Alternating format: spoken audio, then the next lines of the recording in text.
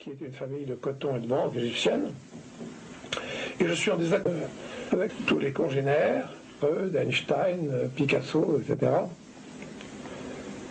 Un de mes amis qui s'appelait le docteur Henri Pradal, qui était expert à l'Organisation mondiale de la santé, disait de moi que j'étais le plus marginal des marginaux. Quels sont les ouvrages que vous avez écrits? Bon, les ouvrages que j'ai écrits, bon, il y en a 4 ou 5 simplement. Ce sont tous de la TNT compressée, ou hyper comprimée si vous voulez. Le premier, ma prise de conscience, qui a un fil autobiographique qui s'appelle J'ai mal de la terre. Autour de ce fil conducteur autobiographique se greffe la prise de conscience extrêmement nouvelle dont on peut prendre connaissance en lisant le livre, bien sûr. Avec bien sûr une douleur métaphysique, puisque le livre s'appelle J'ai mal de la terre. Entre parenthèses, le titre n'est même pas français, car on a pas mal à la tête, on a mal à la tête, on a pas mal de la tête. Mais il se trouve que poétiquement, ce titre incorrect convient parfaitement au titre, donc J'ai mal de la terre. Il a donc gardé cette appellation non contrôlée par la grammaire. Et donc ce livre est important parce que, évidemment, il permet de comprendre comment l'esprit de l'auteur a été dirigé vers une recherche par, si vous voulez, les traumatismes de son enfance, les chocs qu'il a pu recevoir pendant sa jeunesse, et comment il, sortant d'une famille juive extrêmement importante, qui est la famille de ménage, la banque, le coton égyptien, il a pu, en observant cette famille, dégager une mentalité qui l'a stupéfié, se poser la question de savoir si c'était lui ou eux qui étaient faux, et découvrir enfin que c'était pas lui mais eux. Et finalement, il s'est propulsé dans la société moderne, après ses études, et il a découvert que la mentalité qu'il avait dénoncée dans sa famille, qu'il avait retrouvée, elle était partout. Elle était dans le capitalisme, elle était dans le marxisme, elle était partout. C'est-à-dire un système de pensée spéculatif, absolument glacial, totalement hypertrophié, ne tenant compte d'aucun caractère vraiment humain, alors qu'il prétend s'en servir, ou du moins les viser en permanence. Non pas s'en servir, mais les servir, et sans les utiliser en permanence. Énorme mystification. Nous avons vu à quoi le marxisme a mené. Le marxisme pseudo-altruiste a mené à des dizaines de millions de victimes, a mené à un camp de concentration aux dimensions d'un pays immense, qui est la Russie, hein, par conséquent, a mené à la mort. Ce sont donc des doctrines de mort. De même, la science est aussi entre leurs mains. Même si on prétend et même on a prouvé que les découvertes d'Einstein venaient de Poincaré et non pas d'Einstein. C'est un petit détail, car les Juifs ont en effet la priorité, c'est une priorité scientifique, et ils sont extrêmement forts en physique, en chimie, et même en médecine, que j'appelle médecine hypophysaire, c'est-à-dire médecine analytique, médecine de spécialistes. Donc ils sont donc les champions de ce genre de choses. Mais tout cela est dégagé d'un contexte de synthèse, c'est-à-dire un contexte de cœur. Ils sont donc privés de cœur, ils sont privés de synthèse. Et ils ont un idéalisme qui se retourne finalement contre les gens qu'ils prétendent défendre, ou qu'ils croient défendre, car finalement ils sont souvent honnêtes. C'est ça qui est terrible, c'est que souvent leur idéalisme est sincère. Et ce sont les plus dangereux. Il y a aussi les crapules, les banquiers, les financiers qui dirigent absolument tout. Il faut être juif pour être Soros. Je parle de Soros parce qu'il était absolument inconnu jusqu'à maintenant. Il vient simplement d'être connu depuis 4 ou 5 années. Et même le dictionnaire qui recense tous les financiers de Coston, dictionnaire fort connu qui date de 85-86, ne le mentionne même pas. Mais pour pouvoir se gagner en une opération 500 milliards de francs et faire sauter la Banque d'Angleterre d'un coup de téléphone, il faut être juif. Alors, donc, ceci est une parenthèse sur laquelle nous reviendrons. Vous me parliez de mes ouvrages. Il a fallu que je développe un peu pour vous dire à quoi, si vous voulez, était arrimé ce premier livre et la prise de conscience qui allait en découler. J'ai écrit alors à la suite de cette prise de conscience dont j'ai exprimé ma pensée, ma prise de conscience, et dans d'autres livres, un qui s'appelle Essai ou Dossier secret du XXIe siècle, où j'ai découvert finalement les origines de la spéculation juive, je dirais, de cet esprit spéculo-parasitaire juif, n'est-ce pas, qui depuis 5000 ans s'est appesanti sur la planète entière, la circoncision au 8e jour, dont nous parlons plus tard, Et un certain nombre de chapitres expriment des choses qui ont été vécues dans cette conjoncture, y compris même des lettres authentiques et manuscrites de Forisson que j'ai tenté avec succès d'interroger dans les plus recoins, dans les recoins les plus gênants, à propos de l'Holocauste dont nous parlons tout à l'heure. Après ça, j'ai écrit un truc qui s'appelle Auschwitz, le silence de Heidegger, ou la fin du judéo-cartésianisme. J'appelle judéo-cartésianisme toute cette conjoncture où un cartésianisme hypertrophié par les juifs est en train de régner jusqu'à l'extermination de la planète. Alors, ce livre m'a été inspiré par une émission de télévision où un certain nombre de mes congénères, car je suis juif moi-même, philosophes du genre Bernard-Henri Lévy, je ne sais plus qui encore, une accent un peu suisse dont vous trouverez le nom au début, parlait de Heidegger comme un grand philosophe, mais un grand salaud, qui n'avait rien dit entre 1945 et sa mort à propos de l'Holocauste.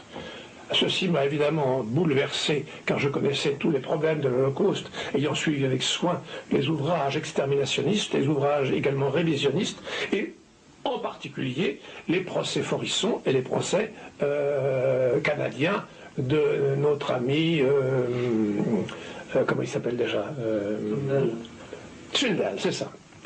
Donc, voilà donc le deuxième livre qui m'a inspiré cette émission de télévision tragique, qui n'était que mensonge, et donc remis les réalités au point. Remis ces réalités, c'était insupportable, le mensonge devient insupportable. Et j'ai donc écrit à peu près pourquoi Heidegger s'est tu. Donc j'ai analysé non pas ce que dit Heidegger, mais j'ai analysé dans ce livre ce que Heidegger n'a pas dit, et pourquoi il n'a rien dit. Enfin, j'ai écrit un livre de médecine naturelle qui s'appelle La pollution médicale, concrète et abstraite. D'une part, l'allopathie, l'abstraite, c'est le freudisme, encore une invention de ces malheureux malades. Le freudisme, avec ces enfants qui sont des pervers multiformes, etc., etc., le complexe d'Oedipe, toute cette salade imbécile, avec le stade anal et toutes ces histoires qui ne seraient même pas audibles dans un corps de garde et qui ont pris dimension d'officialité et de psychologie. Qu'est-ce que je pourrais dire encore? Bon, et voilà en gros. Maintenant j'ai aussi toute une partie de médecine naturelle, de petits bouquins comme ça, je vous dis quelques titres: Comment la femme moderne vit contre sa nature, le syndrome d'hyparthyroïdie paradoxale, comment comprendre la véritable santé, comment méditer l'athéisme et la réincarnation, comment comprendre le rôle de la génitale interne. La génitale interne, c'est l'épicentre même de la tragédie juive. Comment aider la nature à guérir par les plantes et par les, etc., et par les oligo-éléments. Comment guérir naturellement de maladies courantes. Comment comprendre la santé mentale, quels sont les grands ennemis de la santé, etc., etc. Il y a une vingtaine comme ça. Ceux-là sont politiquement corrects, du moins à la limite, et qu'on pourrait les vendre autrement que sous la table, comme je fais maintenant. En revanche, ces livres-là, dont je vous ai parlé, ne sont vendables qu'exclusivement à mes congénères, pour lesquels je vais expliquer les réalités, que je vais leur dire d'arrêter leur propre massacre, car en massacrant l'humanité, ils se massacrent eux-mêmes, et comme je leur dis, jamais, à aucun moment de l'histoire de l'humanité, les paramètres de l'antisémitisme n'ont été aussi concentrés qu'en cette fin du XXe siècle. Or, il n'est pas d'exemple où les paramètres de l'antisémitisme concentré n'aient pas débouché sur des pogroms les plus sanglants. Oui, où des innocents ont été des victimes. Et des innocents. Et remarquez que les innocents peuvent aussi donner naissance à un Mars ou à un Zorro. Alors ils sont malheureusement pas si innocents que ça. Mais enfin, en fait, ils le sont, bien sûr. Comme ceux qui ont été dans les camps nazis, ont été en général des gens totalement insignifiants. Les pauvres juifs victimes. Mais attention, ils auraient pu être sauvés, car Hitler a proposé quelques camions en leur échange, et c'est la juiverie anglo-saxonne qui les a refusés. Par conséquent, ceux qui sont morts à Dachau, qu'ils soient 100 000 ou qu'ils soient 6 millions, ils sont morts à cause du seul refus.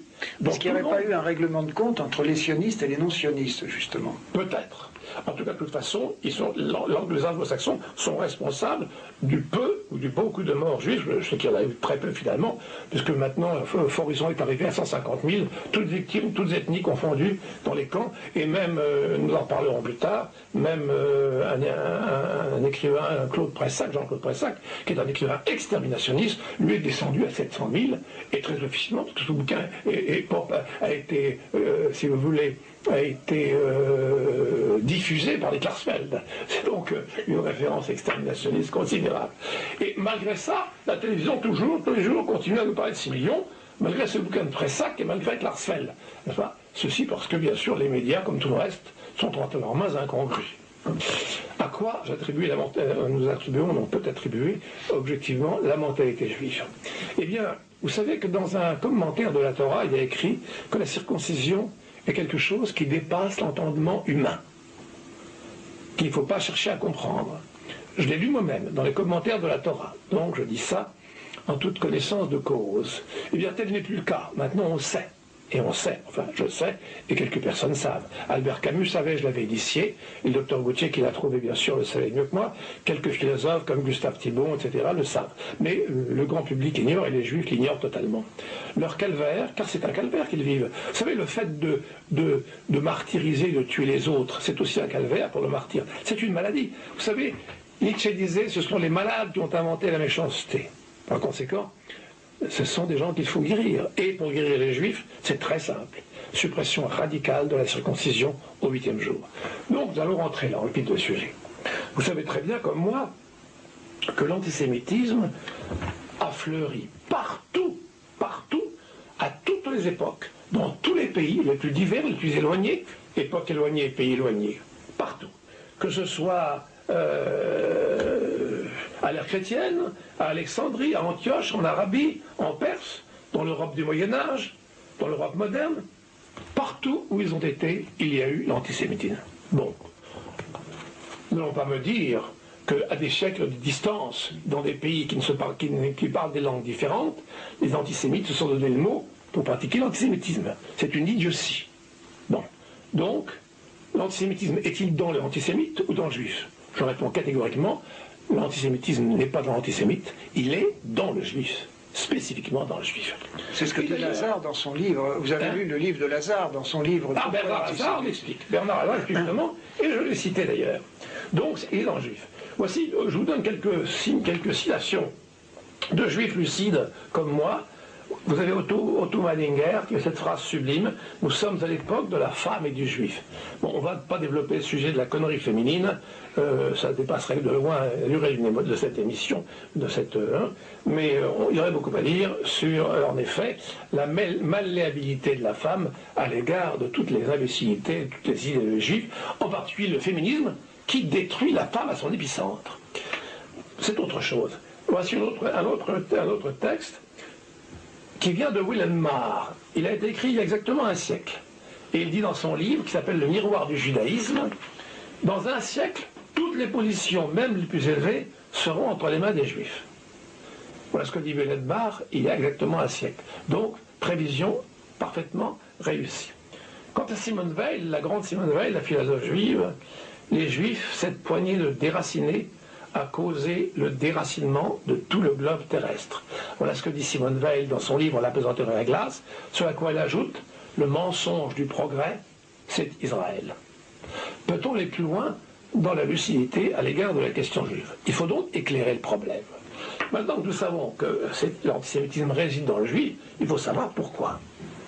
Eh bien, il est bien évident que ce n'est pas l'éducation religieuse juive et la formation intellectualiste juive qui leur donne cette mentalité particulière. C'est pas non plus le fait qu'on les a soi-disant obligés à s'occuper d'argent et à ne pas faire autre chose. C'est pas du tout vrai. C'est pas vrai du tout. C'est faux tout cela. Ça ne tient pas debout. La réalité, d'autant plus que d'ailleurs, la majorité des juifs que j'ai connus dans la haute aristocratie, entre guillemets, juive mondiale, ne se fout complètement du judaïsme et ne connaissent rien du tout aux écritures juives. Et ça, je vous le dis savamment, parce que je le sais, parce que je l'ai vécu. Hein. Mes oncles, mes tantes ne connaissaient absolument rien à la Torah. C'est tout. Et ils allaient aux enterrements, aux cérémonies juives, uniquement pour la frime. C'était tout. Là. Donc, c'est pas ça. Eh bien, il existe chez les juifs une opération que l'on fait au 8e jour de la naissance. Cette opération s'appelle la circoncision. Or, au 8e jour de la naissance, commence, comme l'a démontré le docteur Jean Gauthier, la première puberté. Cette première puberté dure 21 jours. Elle va donc durer 21 jours à partir du 8e jour. Or, Or, c'est au 8e jour que l'on fait cette circoncision. Il en résulte que cette première puberté, qui est un moment capital, va être perturbée. Elle va être perturbée. On peut évidemment, j'ai écrit longuement à ce sujet dans mon livre qui s'appelle Dossier secret, et dans mon livre aussi sur Heidegger, mais il faudrait résumer le problème sans rentrer trop dans les détails. J'ai expliqué en gros, comment cette opération réagit sur le psychisme et sur le système glandulaire des Juifs. Remarquez en passant qu'il n'y a pas de race. Ça, nous sommes persuadés qu'il n'y a qu'une race. Il existe les ethnies. Les ethnies sont très faciles à définir. Elles sont le résultat de l'adaptation hormonale à un environnement fixe. C'est-à-dire que pour être noir, nègre, il faut habiter près de l'équateur ou dans les pays chauds. Et à ce moment-là, l'action du soleil sur le lobe médian de l'hypophyse fera un noir, c'est-à-dire un hypophysaire avec manifestation acromégalique. Si vous allez dans le nord, vous aurez les Esquimaux qui sont une sorte d'hypothyroïdiens, car il y a très peu de soleil, il y a le froid, la thyroïde n'est pas du tout stimulée, comme c'est le cas chez les Pygmées, pour d'autres raisons, sont également une variété d'hypothyroïdiens. Chez les Juifs, pas du tout, les Juifs prennent les caractéristiques de tous les pays où ils sont. La preuve, c'est qu'un Juif, un grand bonhomme blond aux yeux bleus, Juif de Pologne, n'a rien à voir avec un petit Rabelais brun d'Amérique du Sud, par exemple. Qu'est-ce qu'ils ont en commun? Certains, ceux qui dirigent le monde en particulier, des facultés spéculatives très grandes, et bien souvent ces physiques caricaturaux que l'on trouve chez, je sais pas moi, Raymond Aron, ou le professeur Schwarzenberg, ou enfin, vous avez déjà vu leurs têtes, qui sont des têtes de malades. On voit très bien que c'est des têtes de malades. Justement, c'est leur mental qui a... C'est leur mental qui fait ça. Nous avons le visage de notre âme. Bien sûr. Alors ils ont donc ces visages de caricaturaux. Pas tous, il y en a qui sont beaux, mais si, ils sont très rares. Mais la plupart de ceux qui sont vraiment pas beaux, hein, pas beaux. Il y en a même qui sont hideux. Vraiment hideux. J'en ai vu quelques-uns, ceux qui règnent à notre époque, qui sont vraiment horribles. Ils ont vraiment le visage de leur âme. Bien. En particulier les financiers. Hein. Ils ont vraiment un physique sans âme. Ils ont des physiques de carnassiers. Et souvent des traits caricaturaux. C'est le cerveau gauche qui est développé par rapport au cerveau droit. C'est ça. En particulier, en tout cas, le côté hypophysaire, c'est-à-dire analytique. Bien. Et donc... bon, je résume, parce que vous ferez le lire dans le livre, je vais résumer. Voilà qu'est-ce qui se passe. Ce qui se passe, c'est que lorsque l'on fait cette opération, eh bien, à ce moment-là, on libère des hormones qui sont dans la glande génitale interne, qui est la glande de l'humain, qui est la glande qui dirige en quelque sorte volontairement tout. Volontairement, pas automatiquement. Automatiquement, c'est paraît-il l'hypophyse, dit-on. Mais c'est donc l'organe de la volonté. Bien. Elle va donc être hypotrophiée à ce jour-là. Elle va être hypotrophiée. Je résume, il faut regarder dans les yeux, elle va être hypotrophiée, et en même temps elle va dégager considérablement les autres organismes, elles qui ne vont plus être freinées. Parce que le rôle justement de la génitale interne, c'est de faire une orchestration équilibrée dans tout le système hormonal. Elle ne va pas pouvoir le faire. Donc l'hypophyse et la thyroïde, même la surdale, mais surtout l'hypophyse et la thyroïde, vont se trouver débridées. Elles vont donc être débridées 7, 8 ou 10 fois plus que chez les autres humains. Et qu'est-ce qui va se passer? La glande génitale interne, qui est atrophiée chez les fous, va être hypotrophiée chez les Juifs. C'est-à-dire qu'ils vont avoir seulement assez d'interstitiels pour diriger les spéculations que vont leur dicter leur hypophyse et leur thyroïde. D'où une sorte de véritable maladie. Ils ne peuvent pas s'arrêter. Et ça, tout le monde sait. C'est-à-dire que l'affectif est diminué alors. C'est-à-dire l'affectif est altéré. Non, non, ce qui est arrêté, c'est le potentiel de diriger leurs spéculations, de les limiter ou de leur donner un caractère de synthèse. Autrement dit, ils font des équations, Hiroshima, ils font des équations, Karl Marx, ils font des équations mythomaniaques, Freud, voyez-vous. Ils ne savent pas prendre en considération une imagination débridée qui fonctionne sur un point fixe et puis qui dit n'importe quoi. Et on arrive à ces monstruosités que sont le capitalisme financier, le marxisme et le freudisme. Bien. Alors, donc, perturbation. Alors donc, les hormones vont se fixer sur la génitale interne, sur la génitale reproductrice, contre glande, ce qui va faire des juifs des baiseurs, des gens qui sont des hommes à femmes. Hein. Ça fera des hypophysaires, comme les scientifiques, ça fera des thyroïdiens, comme beaucoup d'acteurs, prédominants thyroïdiens, comme les acteurs, certains artistes au niveau très banal, car il n'y a pas de grands artistes juifs, il n'y a pas de Chopin, il n'y a pas de Beethoven, il n'y a pas de Bach juif, parce que justement, ces gens-là sont des gens qui ont une puissance interstitielle, ils n'ont pas. Par contre, au niveau de la si vous voulez, de l'artisterie, qui pullule, comme il pullule au niveau de la finance, de la médecine hypophysaire, de la chimie, de la physique. Bien. Mais tout ça se retourne contre l'homme. Bien, alors, tout cela est objectif et ne doit pas être pris dans le sens antisémite. Remarquez en passant que le mot antisémite ne veut rien dire, car les sémites, les juifs ne sont pas sémites du tout, parce que je vous explique qu'ils sont partout dans le monde. Les arabes, les musulmans sont les sémites. On n'est pas antisémites, pas du tout.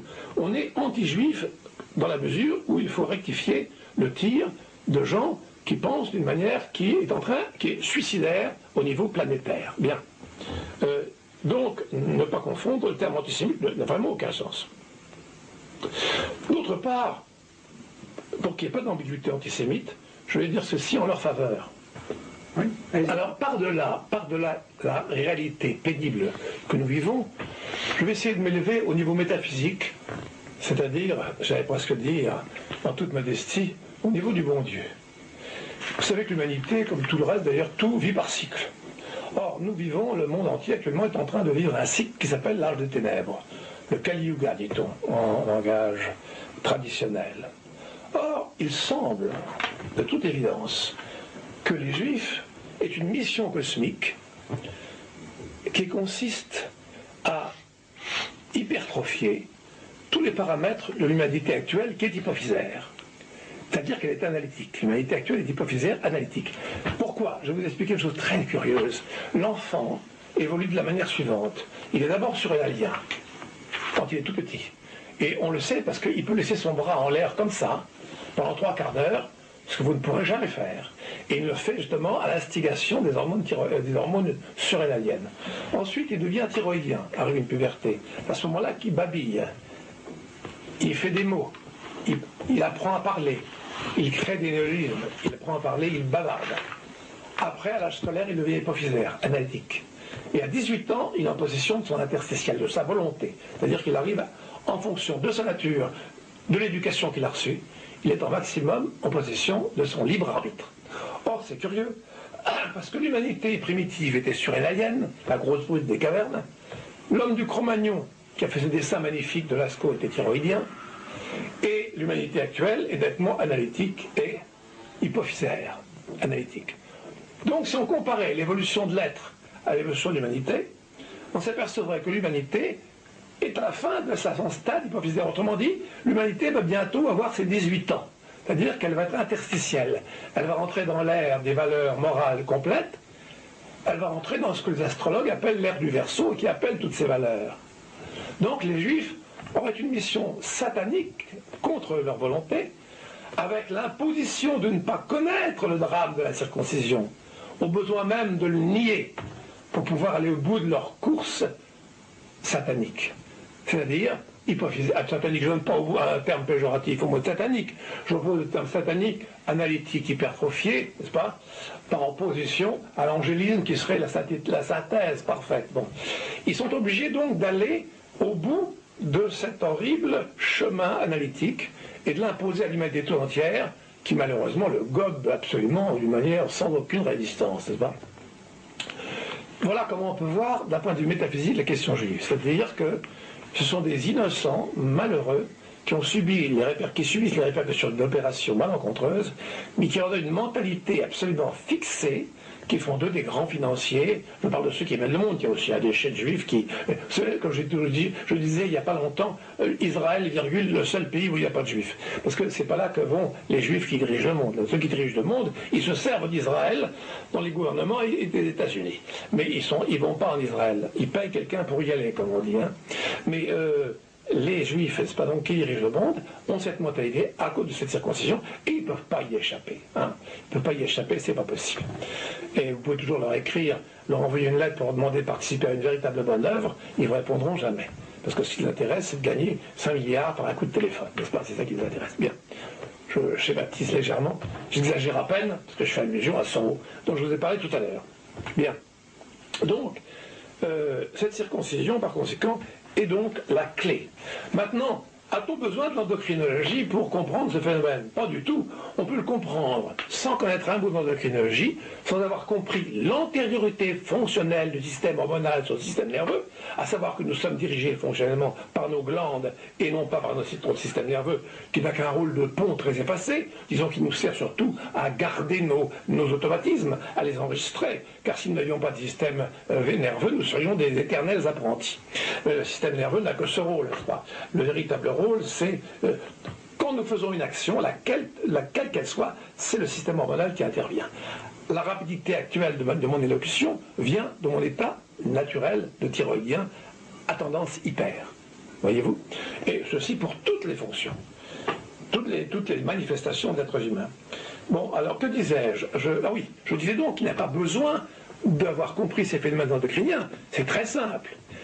Les Juifs ont un particularisme constant dans le temps et l'espace. Bon, si on en prend conscience, c'est simple, si on n'en prend pas conscience, on ne peut pas comprendre mon raisonnement. Mais si on en est conscient, et beaucoup de gens le sont, alors c'est facile à comprendre. Quel est le dénominateur commun qui peut expliquer un particularisme constant dans le temps et l'espace? Eh bien, c'est très simple, il y en a un. C'est la circoncision. Est-ce que vous avez analysé le phénomène de la destruction des nations par les Juifs? Mais c'est ça. Le phénomène des nations est très simple. On peut résumer ça en 3 mots: finance, marxisme et freudisme. C'est tout simple.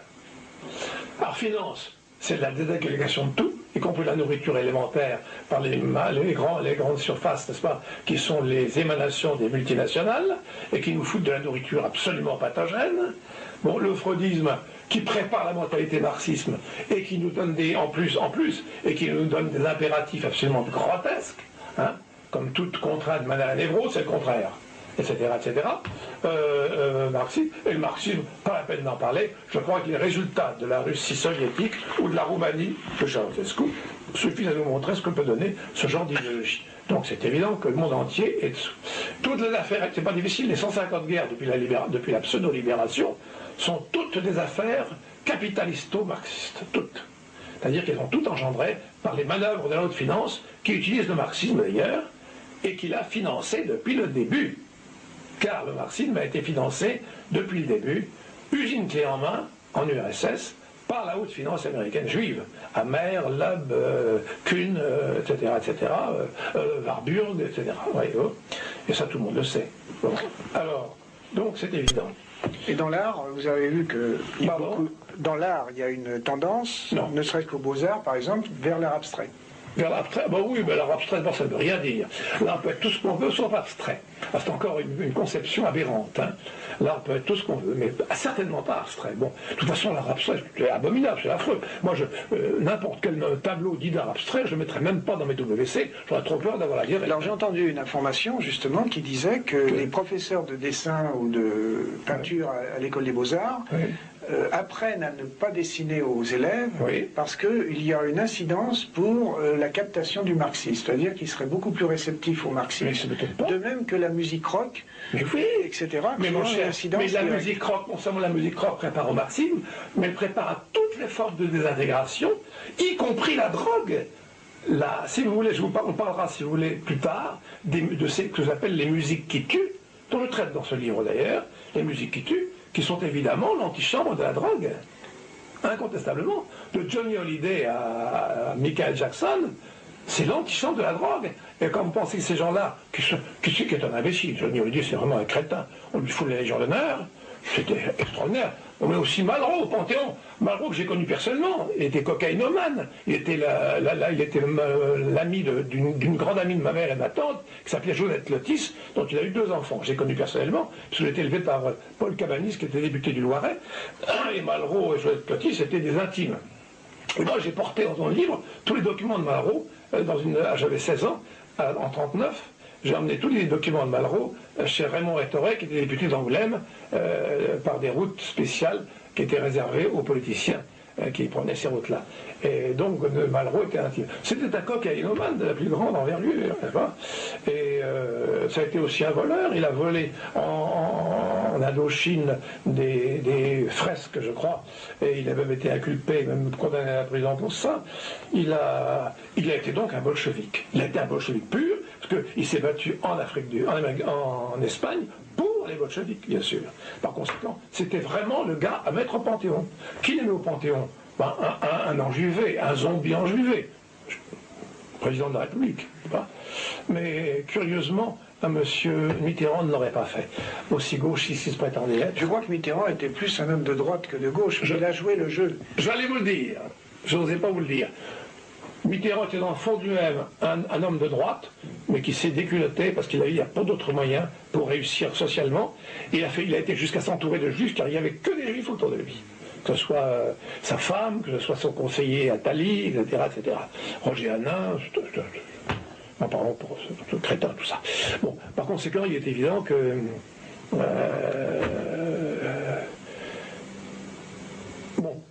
on parlait de quoi là? Vous m'avez posé quelle question là? Je me souviens plus. Non, j'avais élaboré le problème de... Oui, alors, la destruction mondiale, oui. Bon, c'est ça, il n'y a pas de problème. Toutes leurs spéculations qui ont un caractère, malheureusement... Alors, ce qui est extraordinaire, ce qui est incroyable, c'est que les seuls qui sont capables de dire quelque chose contre eux-mêmes, c'est eux-mêmes. Et je vais citer deux choses fantastiques. L'autre jour, Soros, en pleine télévision, a dit, après avoir raconté comment il avait fait sauter la Banque d'Angleterre et comment il avait gagné 500 milliards en une seule opération, a dit « Un régime politique qui peut supporter des gens comme moi, il y a quelque chose qui tourne pas rond. » Ben, vous savez que si vous aviez dit ça, vous auriez été en prison.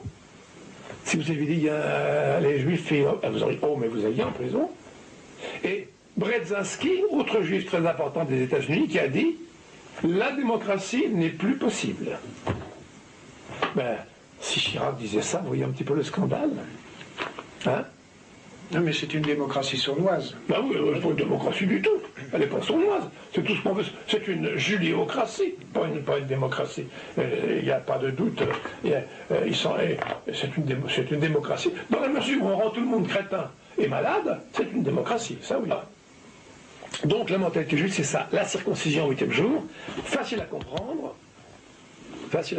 si on a compris que c'est le seul dénominateur commun pour expliquer un particularisme absolument constant dans le temps et dans l'espace.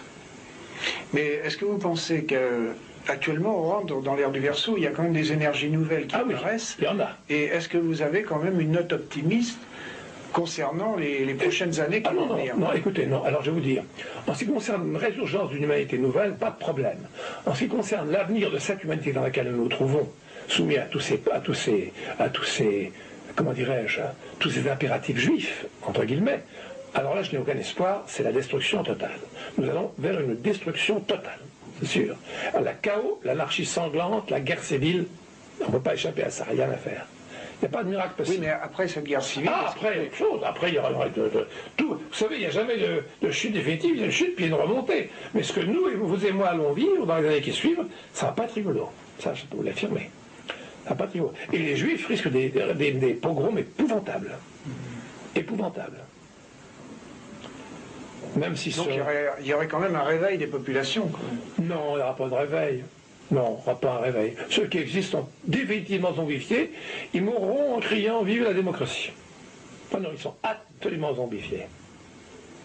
Il n'y a pas d'espoir. Écoutez, regardez donc dans le milieu de la télévision. Moi, je vous dis, j'ai des professeurs, je regarde dans le milieu de l'enseignement. Mais c'est incroyable. Je me demande s'il y a une confrérie où il y a un maximum de cons mètre carré supérieur à celui de l'enseignement. Ils sont tous des gauchistes. Tous des gauchistes. Il n'y en a pas un qui a une décenne. Pas un. Pas un qui penserait, par exemple, qu'une mère, ça va rester à la maison à s'occuper de ses enfants, de son mari, de sa maison. Alors que c'est un concept que toutes les civilisations ont compris. Nous, pas du tout. Les gauchistes n'ont pas compris ça. Il faut que la femme travaille. Ce qui est parfaitement idiot. Hein? Vous savez que le professeur Leruche a démontré par une statistique que tous les enfants passant devant les tribunaux étaient issus de couples parentaux dissociés, soit par le divorce, soit par le travail de la mère à l'extérieur du foyer. C'est sans bavure. C'est évident. On n'a même pas besoin de cette démonstration statistique pour comprendre. Moi, j'en ai pas besoin, en tout cas. Oui, du reste, c'est pour ça qu'en Suède, ils sont revenus justement aux traditions. Ah ben, ils ont raison. Les femmes travaillent beaucoup moins. Ils ont bien raison. La femme... Alors, sauf les femmes qui ont été tordues psychiquement, car beaucoup de femmes ont été tellement tordues qu'elles veulent travailler, mais il faut au moins qu'on laisse revenir à la maison ceux qui en ont l'aspiration intérieure et qui ne sont pas totalement dégénérés. C'est ça qu'il faudrait faire. Voilà. Voilà pour la question de la mentalité des Juifs. Alors pour en savoir plus, il faut évidemment lire mes livres, et là vous aurez toute l'explication de la circoncision au 8e jour, époque de la première puberté, 21 jours après le 8e jour, après la naissance. Alors l'Holocauste, ça c'est la plus fantastique,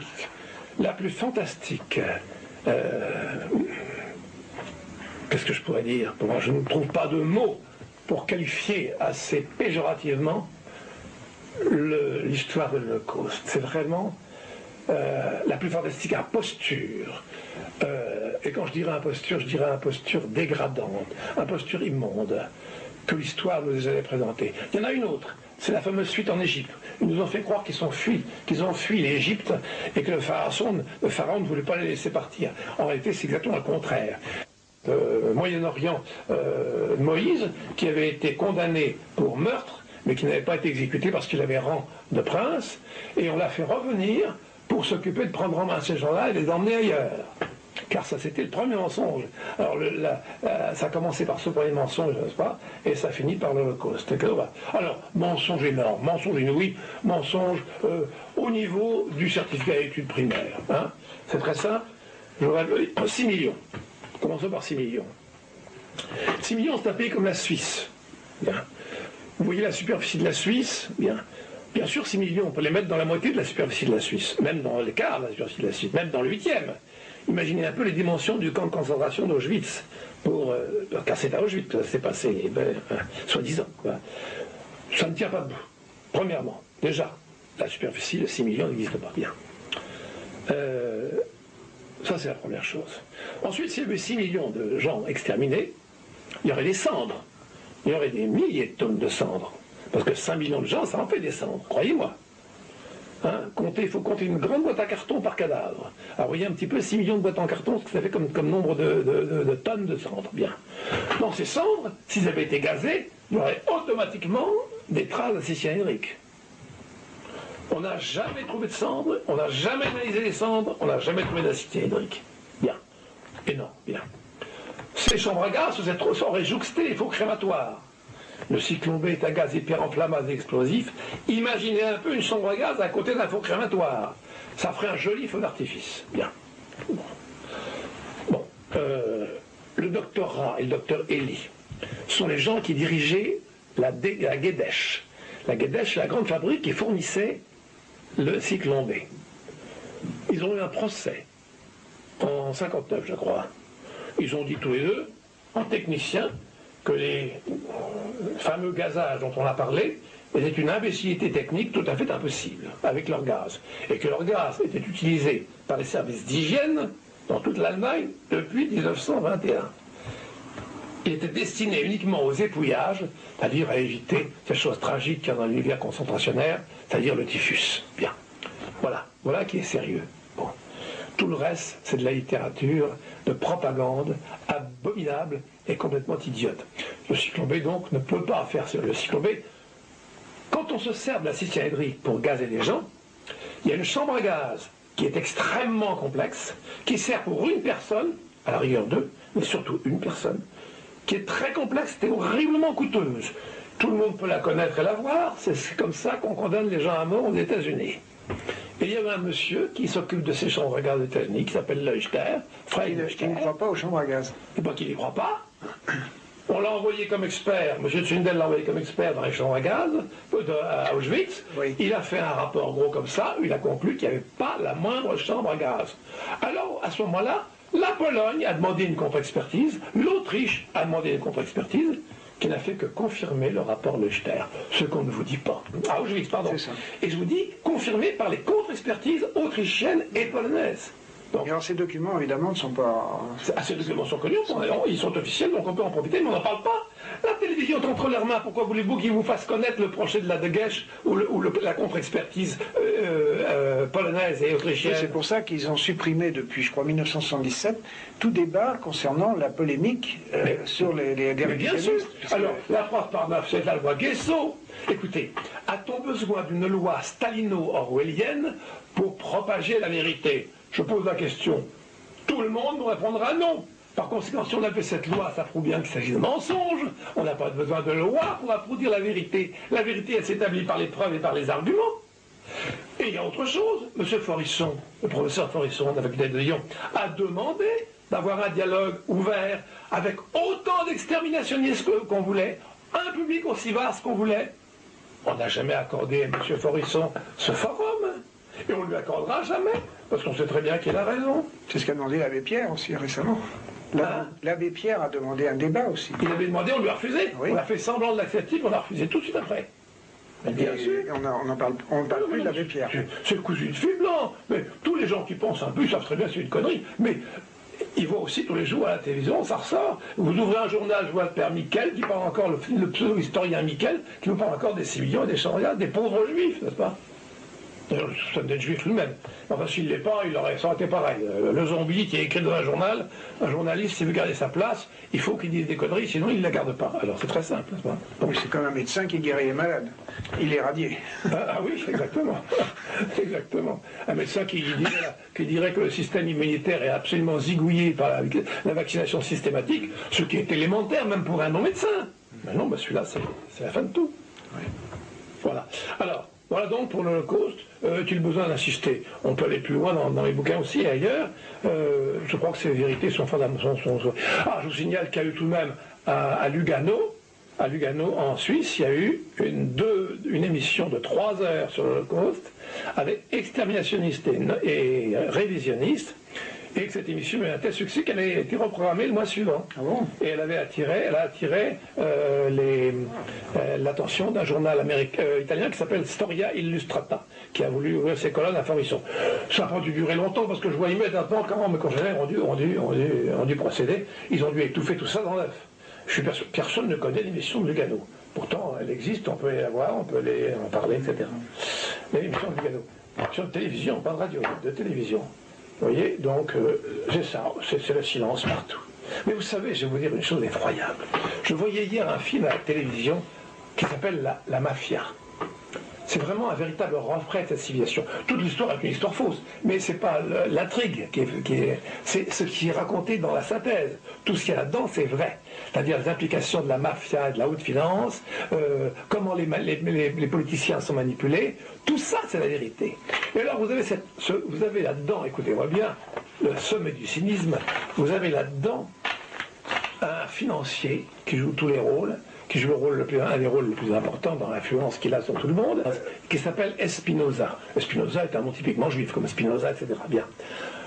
Il est joué par Bruno Kremer, alors qui a exactement le physique du circoncis au 8e jour. Vous voyez, l'immense nez, le pragmatisme, l'œil sans sentiment, il est typiquement un circoncis au 8e jour. Alors Bruno Kremer, jouant ce rôle, c'est parfait. Et voilà ce qu'il dit à un moment du film. Écoutez bien. La haute finance, la grande criminalité, la politique, la drogue, c'est cela le pouvoir. La corruption, c'est l'huile dans l'engrenage de démocratie. Nous dirigeons tout.